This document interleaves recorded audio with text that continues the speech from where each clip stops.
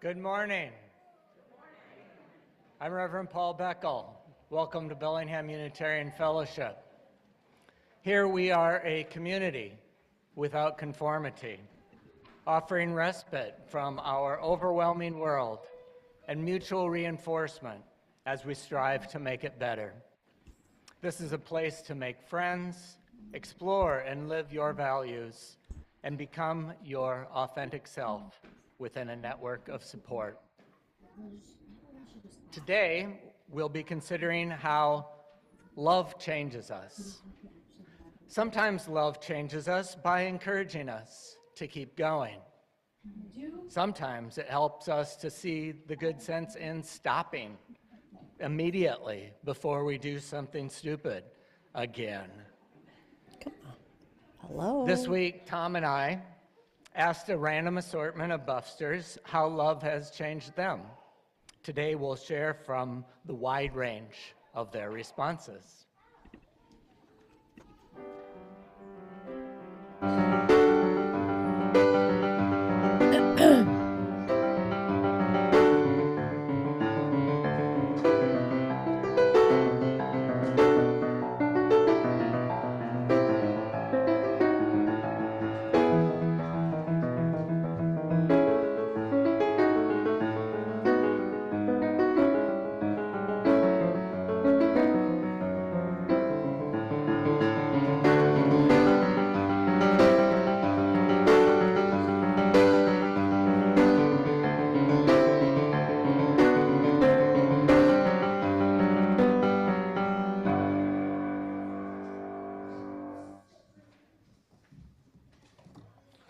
Hi, I'm Tom Nicholas. I'm the celebrant who's helping Paul with the service today.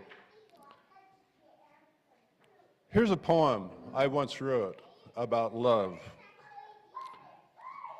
Love comes into the world when no one is looking. It holds us for a moment while we think it is something else. So here are some questions to think about as Paul lights the chalice and we move through the service today. Can you remember times when love came into your life? Did you recognize the presence of love at the time? Or did you only think of the word love later, looking back?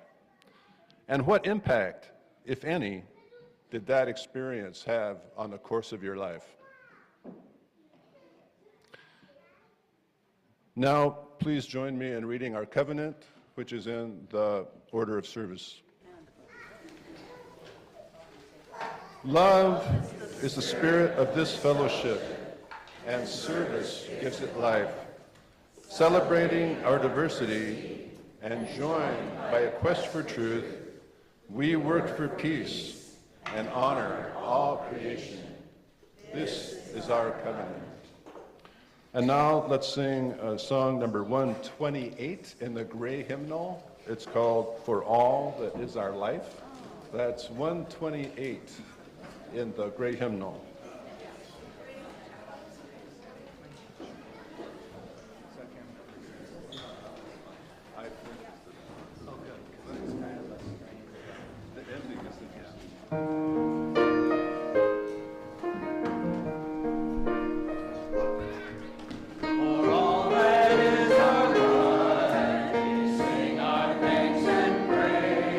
For all life is a gift which we are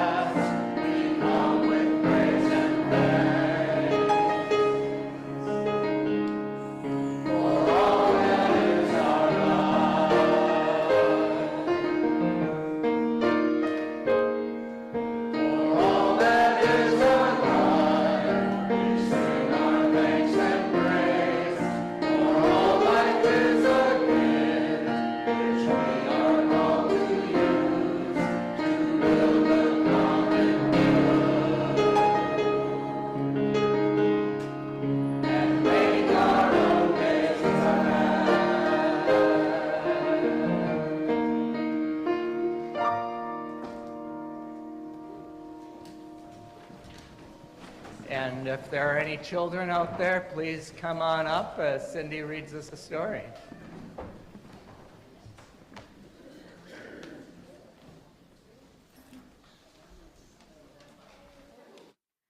This is a story called Tell Me a Story, Mama by Angela Johnson and pictures by David Sonneman.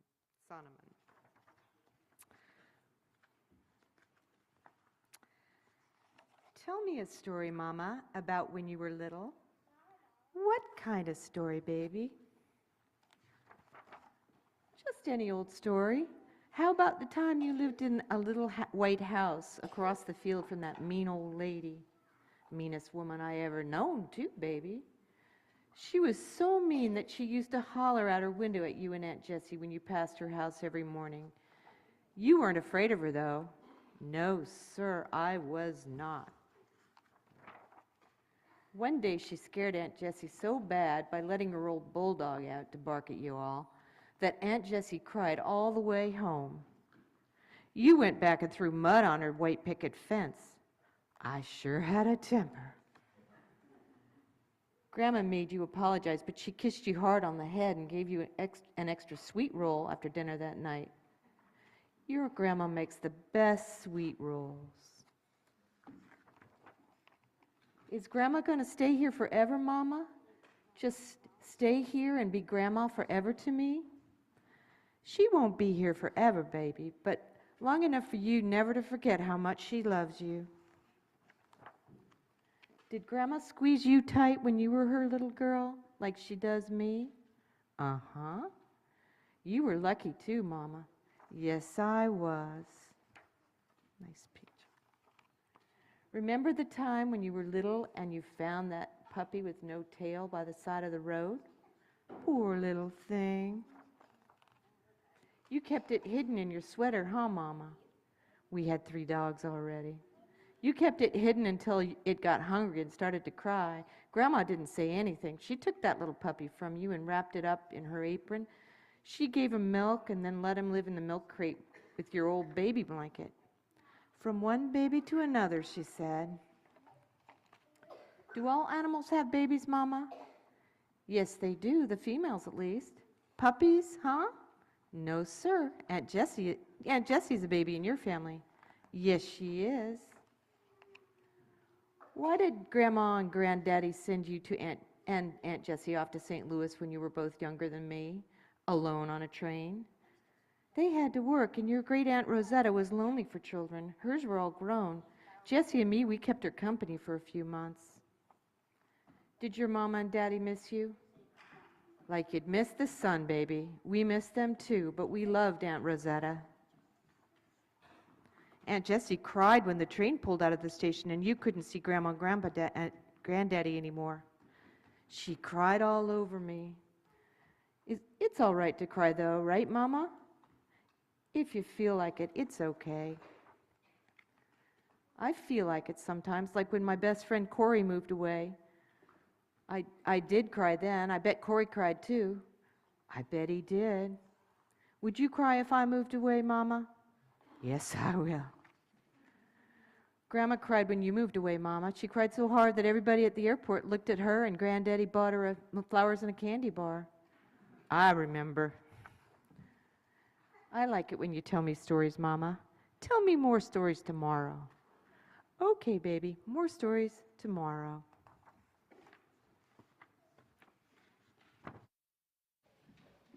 And as you kids go off to your classrooms, we're going to sing our love to you.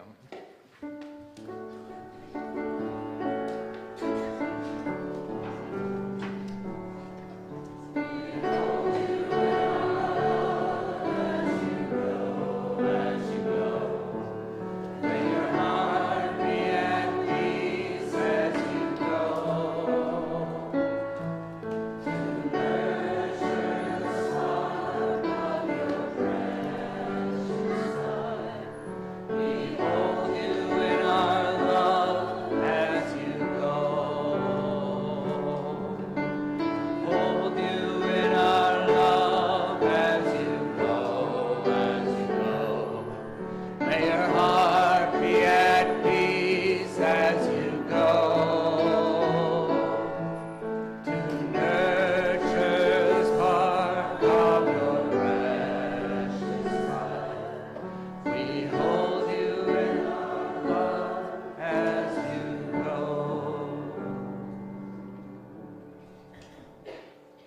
I see so many visitors here today. Thank you for being here.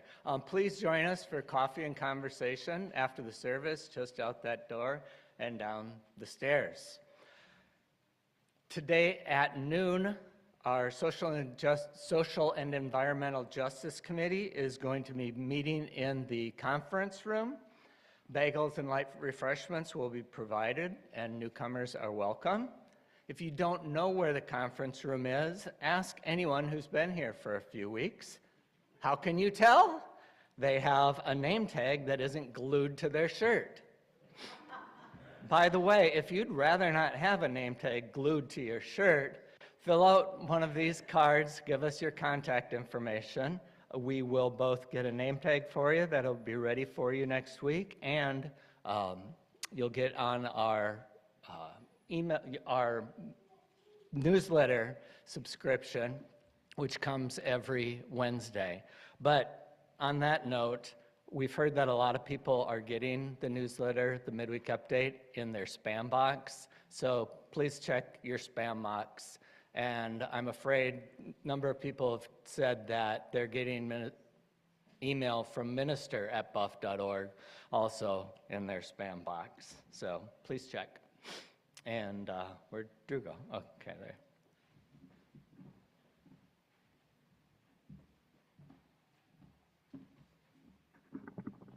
Good morning. I'm happily here to talk about our auction that's coming up on November 2nd. The committee is working away at planning a real celebration of many things. We're starting to get donations coming in, which we're really happy about, and I would say keep them coming. An example happened yesterday from last spring's auction. Alex Gilman and his partner Sky held a party at their property in Blaine, and we made apple cider, and we picked wonderful vegetables from their garden. We ate corn last night at our house and put some kale into our vegetables, and they're going to do it again next year. So it'll be in this year's auction. I think about 20 of us gathered, and Vanessa Lott was the cider master. It was fabulous. We found that the parties and services made the most money. So that's what we're aiming for, is parties, services. Art that people make is wonderful. Sharon McCarty has put one of her beautiful, maybe two of her beautiful aprons up on the site for bidding, and her husband Joseph has a picture that he's taken and has mounted that will be in the auction. Anyway, donations, talk to us at the table. We're looking for volunteers, and I'm also going to refer you to the inside of your orders of service, where we talk about honoring legacy in the spirit of the season of All Souls, of Dia de los Muertos, to think about making a sweet treat for dessert that honors your family. I have two recipes in mind from my family, either my grandmother's apple cake or my mother's 3-layer cookies. I can't decide which one to make, but whatever it is, it'll be good. So come talk to us after the service. We're looking forward to all of you. The tickets are already online and on sale. That's it. Thanks.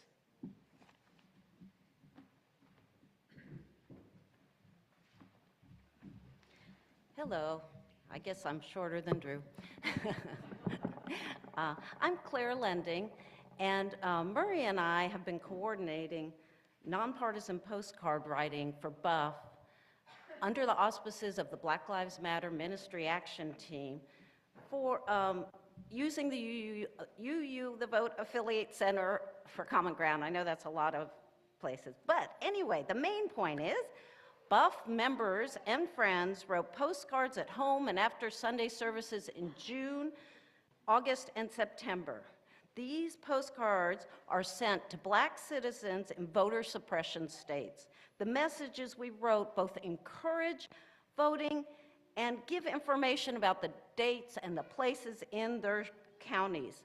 Those of us from BUF have written postcards to potential voters in North Carolina, Georgia, and Florida. So many people have been involved in this project. If you are willing and able, would you please stand up or raise a hand if you prefer, if you helped in any way? If you wrote postcards, donated stamps, donated money towards stamps, stamped postcards, helped set up tables, helped with announcements, please stand.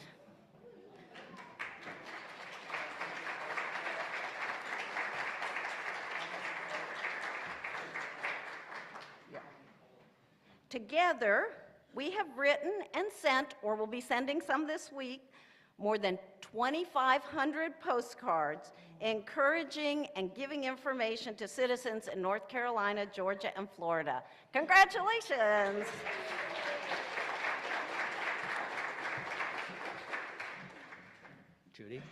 Judy, I think you're up.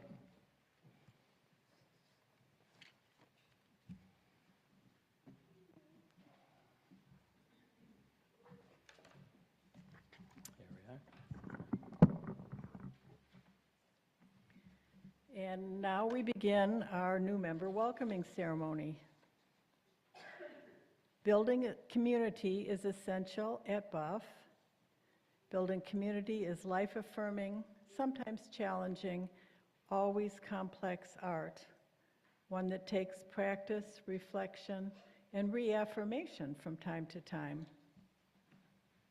As we grow in our relationships, we appreciate new faces, new ideas, new perspectives. So we appreciate the opportunity to welcome new members and to renew our sense of purpose as beloved community. New members, will you come forward and tell us briefly what brings you to BUF and what you bring to BUF?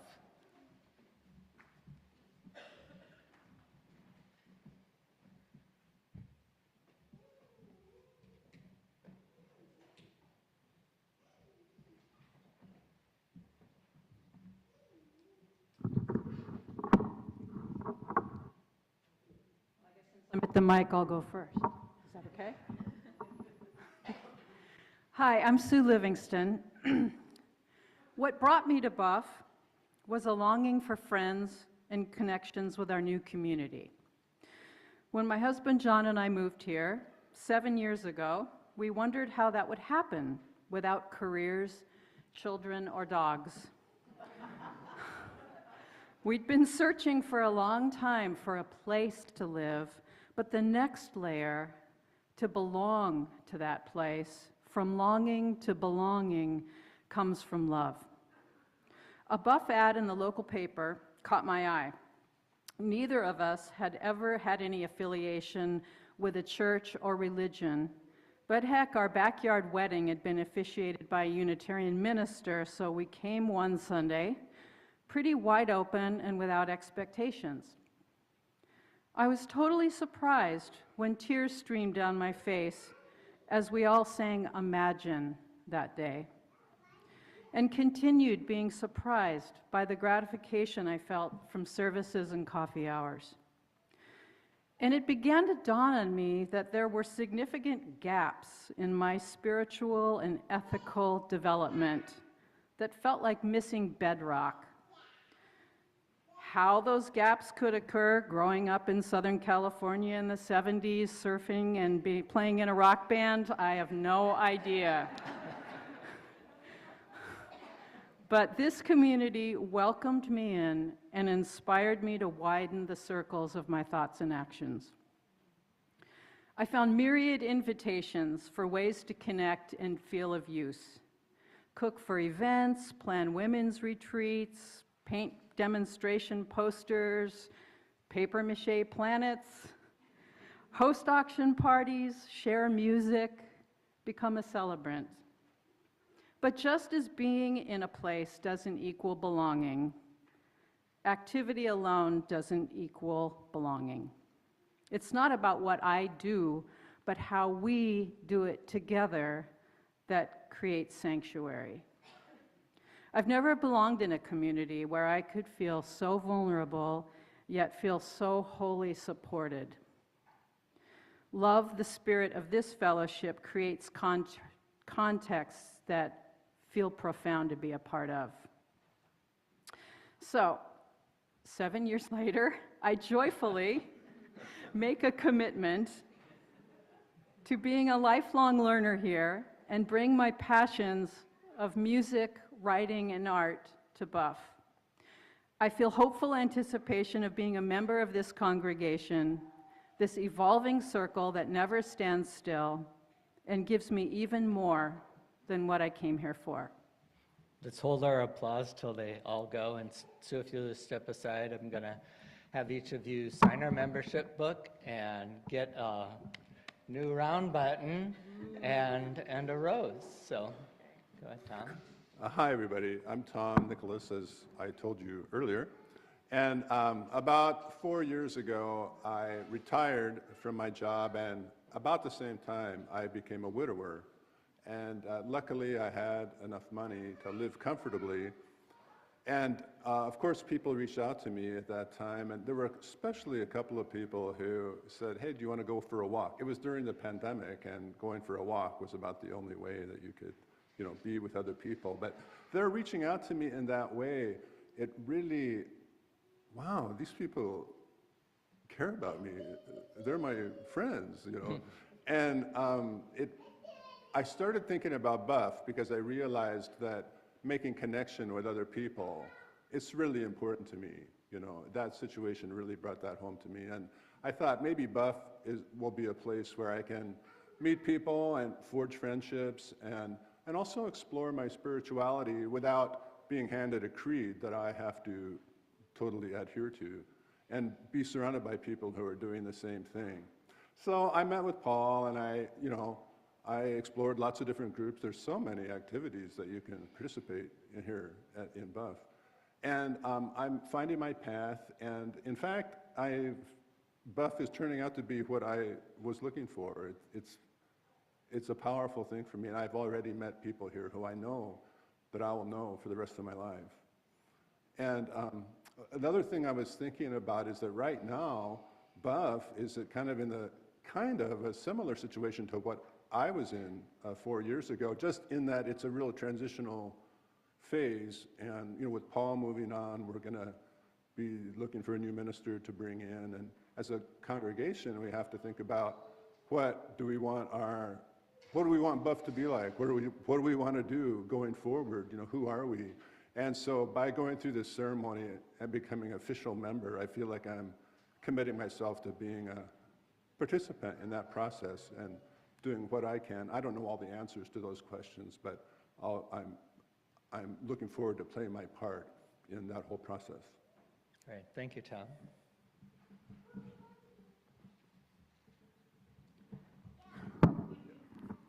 Hi, I'm Lucy Kesterson, and I came to Buff because when I moved to Bellingham, I was looking for a place to live, and I met somebody, and when we met, we talked about politics and religion within the first hour, and decided that we were going to come to Buff together, and for me, it was my first time.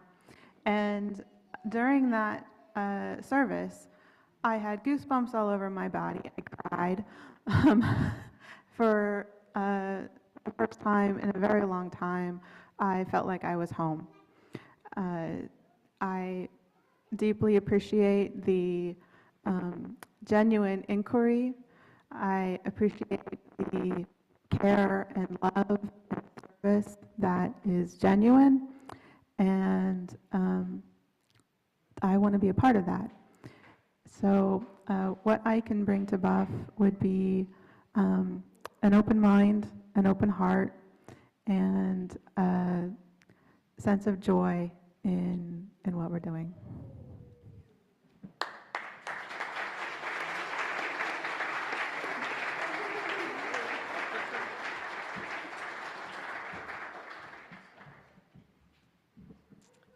So now, new members of the Buff community, members of the Buff community, we ask you to embrace these new members who have pledged to support the work of this community, both financially and in their own unique ways. We ask you to accompany them as they and you continue to discover new ways to help Buff grow into its mission. And if you will reply, It's in the order of service. oh, There you go. Where did it go from? Yes. We ask you to accompany them. Will you? We will. Joyfully. We will strive to be our best selves with you while listening closely to know who you are.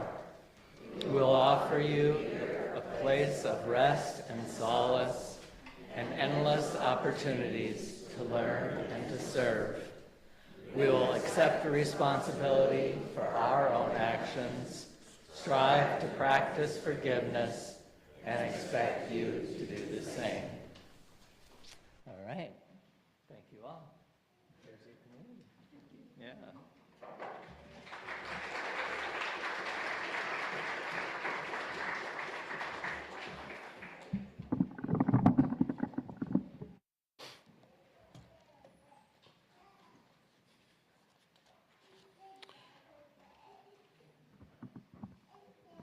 What does love look like when it enters the world?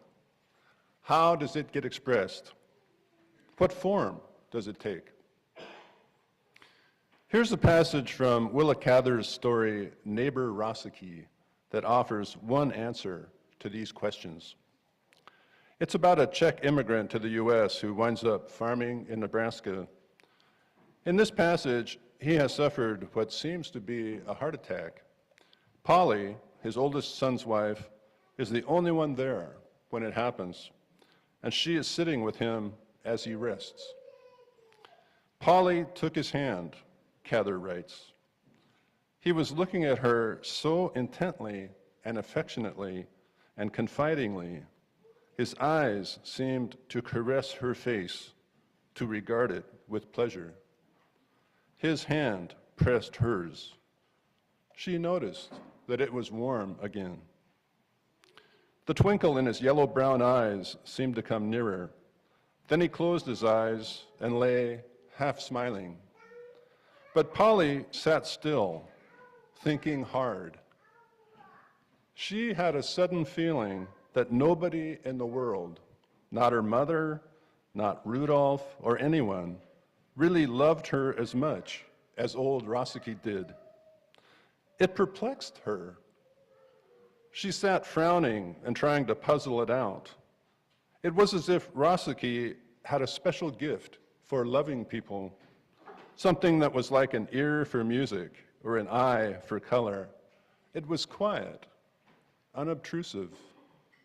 It was merely there. You saw it in his eyes. Perhaps that was why they were merry. You felt it in his hands, too.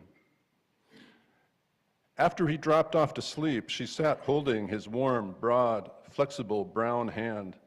It was so alive and quick and light in its communications. Very strange in a farmer. Nearly all the farmers she knew had huge lumps of fists like mauls, or they were knotty and bony and uncomfortable looking with stiff fingers. But Rossiki's was like quicksilver, flexible, muscular, about the color of a pale cigar with deep creases across the palm.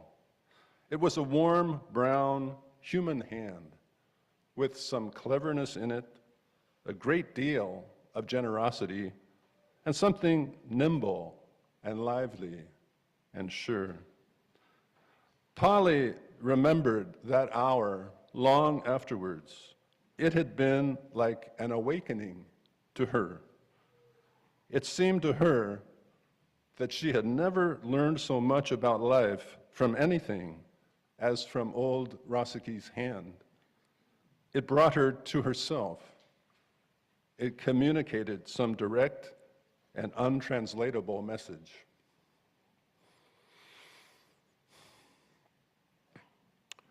This passage focuses on Polly's recognition that her father-in-law loved her. One thing I notice is that this love was not directly expressed in words. Rossiki didn't say, "I love you." Instead, love came out in gestures and actions. It was quiet unobtrusive, Cather writes. It was merely there. Another thing I notice is that Cather uses the word generosity when describing Rosaki's hand. There's something essentially generous in Rosaki's feeling for his daughter-in-law. And also, there's the fact that Polly was open to recognizing the presence of Rosaki's love. Cather suggests that love is a kind of communication, and both people have to participate in order for communication to take place. And in this passage, Polly recognizes Rosaki's love for her and receives it, and it changes her life. It brought her to herself, Cather writes. We have all heard that phrase, but let's hold it for a moment right now. To be brought to yourself. This phrase suggests that it's possible to live at a distance from yourself. And Cather suggests that's what Polly had been doing. Rosaki, on the other hand, by whatever means, had learned how to inhabit himself. He didn't need to be brought to himself because he was already there. And that was the root of his ability to love other people. And the passage suggests that receiving Rosaki's love will make it possible for Polly, too, to extend love to other people.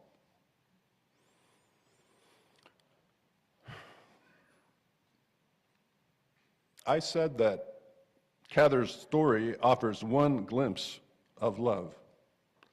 But love is a shapeshifter and can take many forms. One thing I've noticed about love in my own life is it isn't always easy. It can involve challenge. I'm thinking of a close friend. There were times when she would get angry, and though it seemed to me to come out of the blue, it often occurred after she'd had a stressful day. It was easiest to take the anger personally and just leave, because I felt it was being directed at me. But one time, I just sat with her. We sat together, sitting with her feelings, sitting with the moment.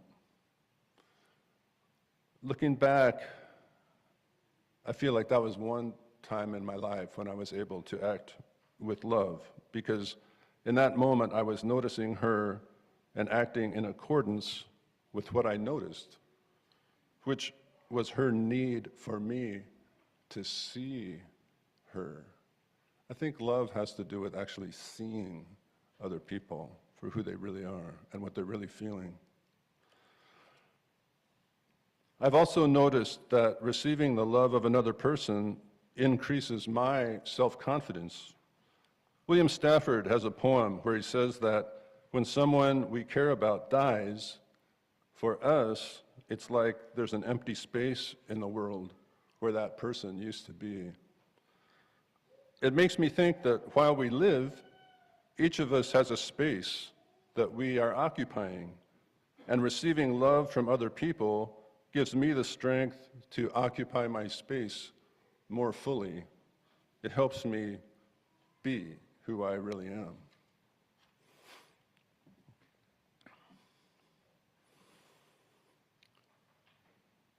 Through email, Paul and I invited various BUFsters to share their own experiences of love and how it has changed them.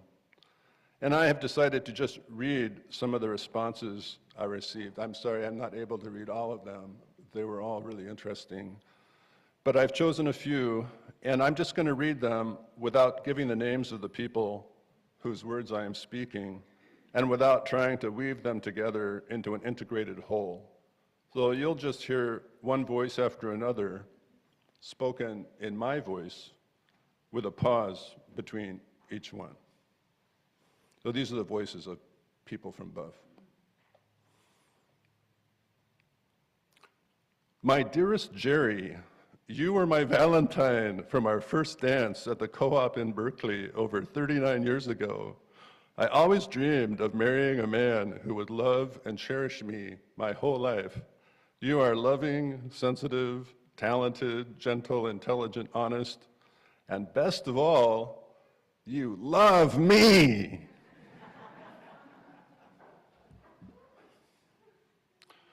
As a young married woman during the sexual revolution of the 60s, I shocked my older relatives when I asserted that I did not love children and did not want to have any.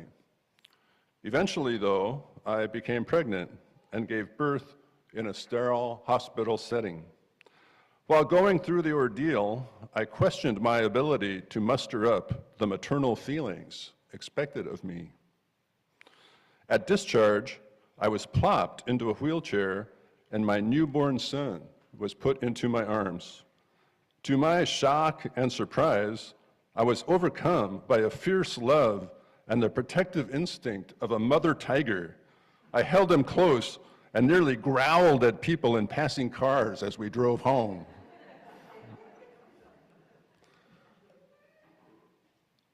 Love rerouted my life. I followed love to 4 different countries.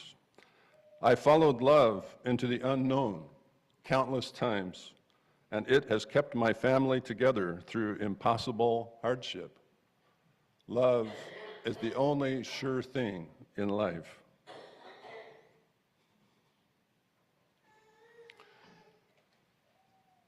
Giving birth to my son as an unwed mother in the early 80s, falling in love with this precious bundle of new life, caused me to change my mind about giving him up for adoption while I was yet in the hospital. I chose to keep him, and it's made all the difference in my life. Friends and family scrambled to assemble all the baby gear needed to bring Alex home with me. I had been lost, and now I felt found. I had been blind, and now I could see. Life is messy, and there are no rules except the rule of love.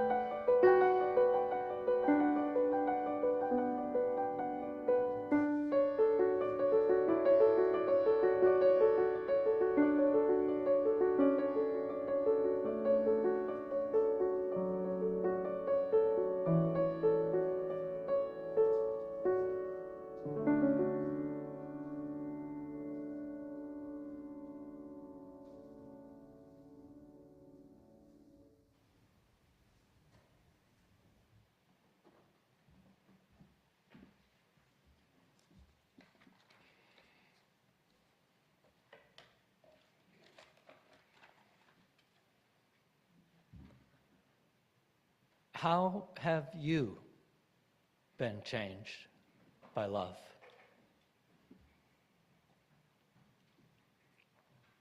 Has love ever helped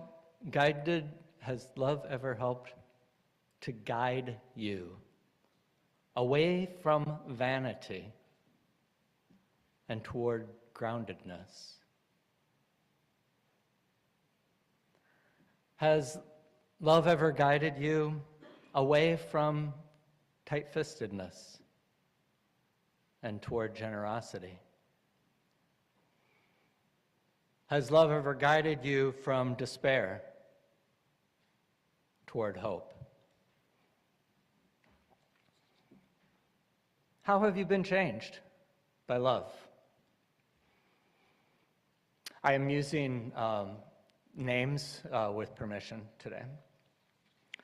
How have you been changed by love? Michelle Fox says, love and the loss of love makes me an evolving person. We love people for different reasons, whether it's a new person entering your life or one departing.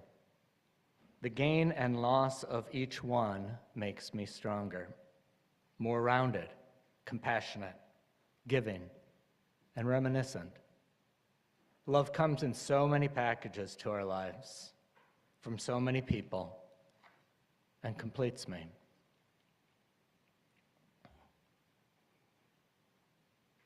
Has love changed you in unexpected ways?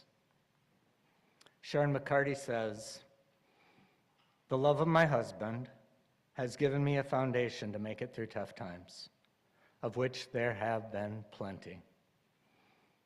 Knowing that he had my back and I haven't been alone gave me the courage to stand up for myself in difficult circumstances, especially with my family of origin.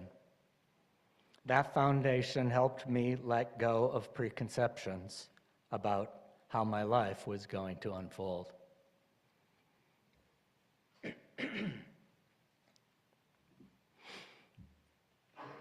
Has love changed you in ways that you only realized after a long period of time? Ellen Burning says, my mother had a dream for me. She wanted me to go to college. However, I had a boyfriend who wanted to marry me, and he most definitely did not want me to go to college. When my mother died in my senior year of high school and left me an orphan, I was tempted to go with Jim because I had no one else I could count on in my life. But I knew that I had to follow my mother's dream because I loved her so very much. I graduated from the University of Michigan and went on to an extremely fulfilling career as an elementary school teacher. I really don't know where Jim went with his life afterward.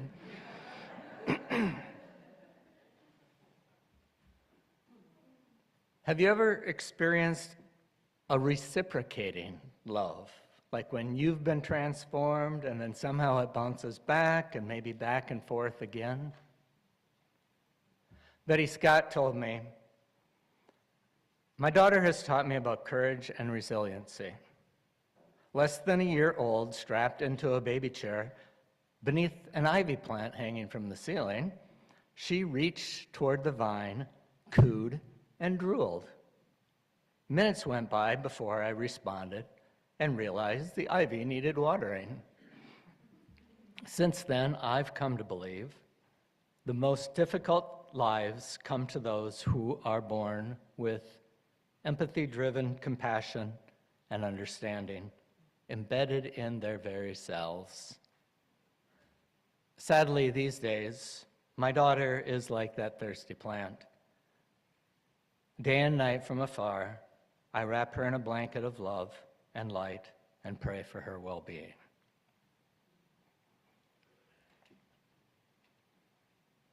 Is love something that can only go from an individual to another individual?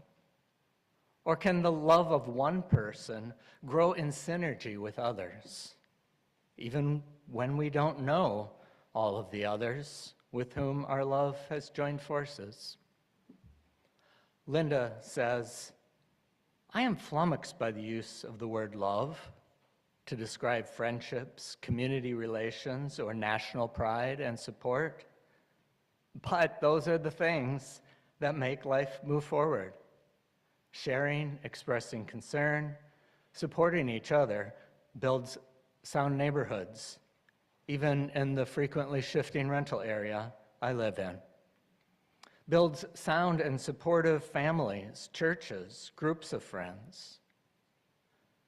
Now that I'm older and more alone than I used to be, that's what creates the feeling of inclusion that lifts me up, makes me feel wanted, helps me see a positive future. assures me that I'm not alone, though in fact I often am.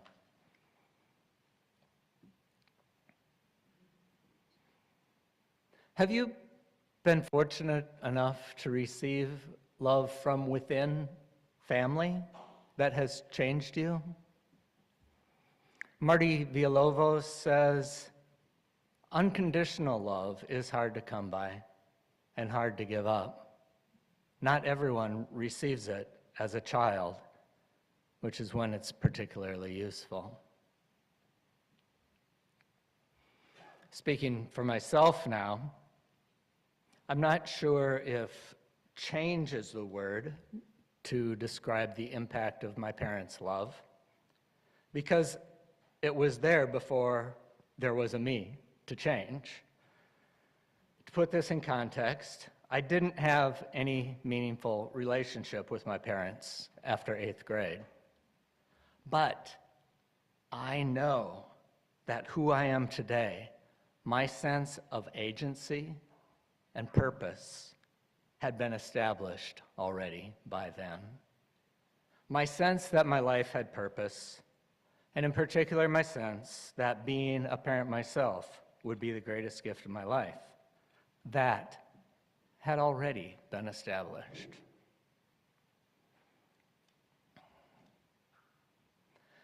Has anyone ever lovingly knocked you out of your complacency?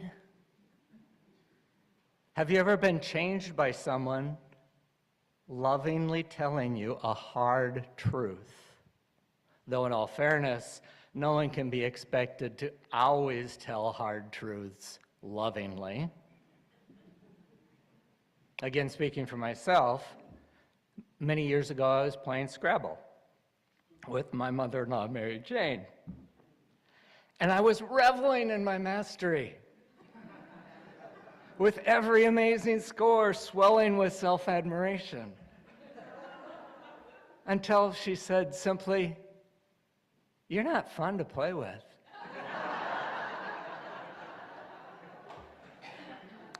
Most likely for many years people had been trying to communicate this, but more delicately. Did I finally hear it this time because it was said lovingly? I don't think so. I mean, she had plenty of reason to be exasperated and blunt. And yet I knew she loved me. And I knew that I didn't want to treat so badly those people that I loved. I hope that I've changed at least a little bit since that moment. She's nodding.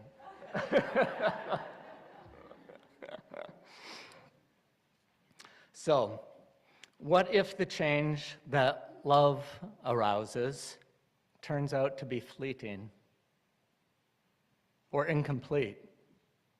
Do we say, "Oh, never mind"? What if the love we've shared initiates change, but not in the exact direction we were hoping for? Looking back, we might ask, was it worth it?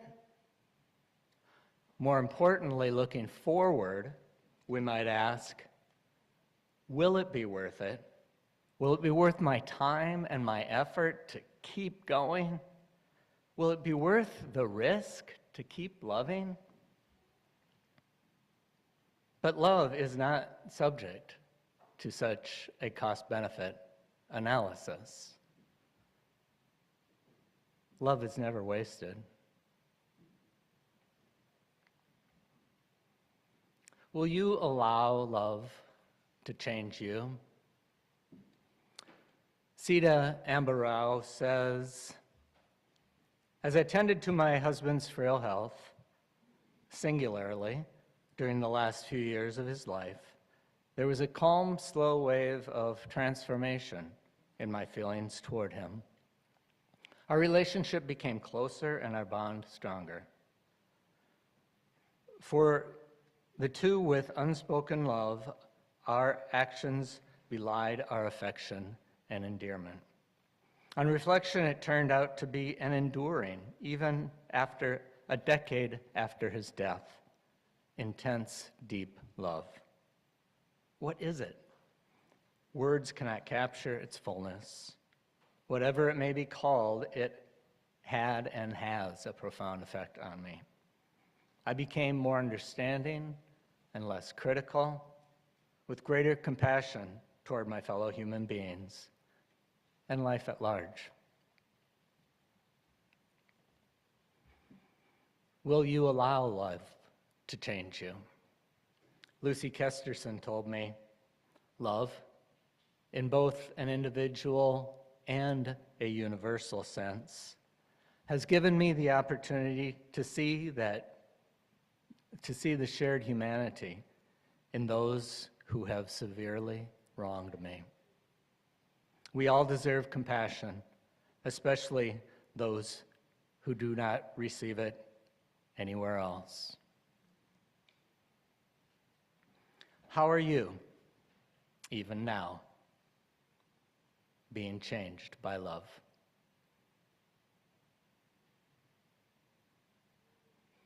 Thank you for all of your input into this conversation. I hope that it continues both downstairs during coffee hour, talk about how have you been changed by love, but also throughout the week.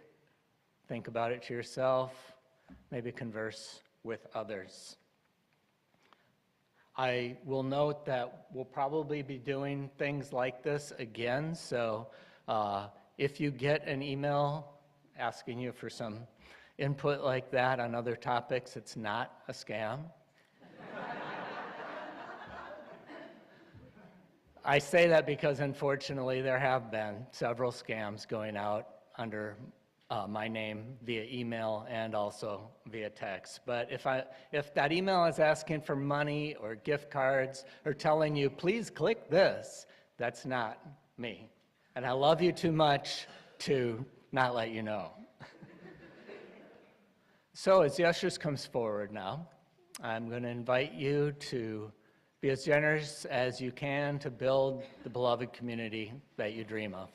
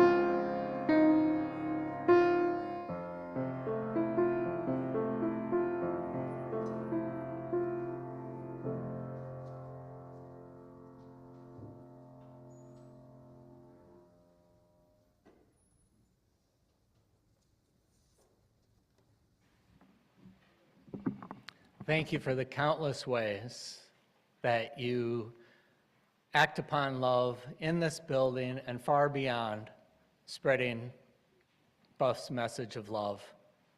Not a message as in words, but a message as in the way you love and engage with the world.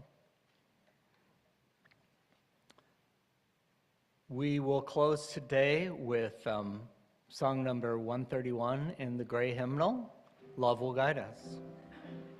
Please stand, number 131.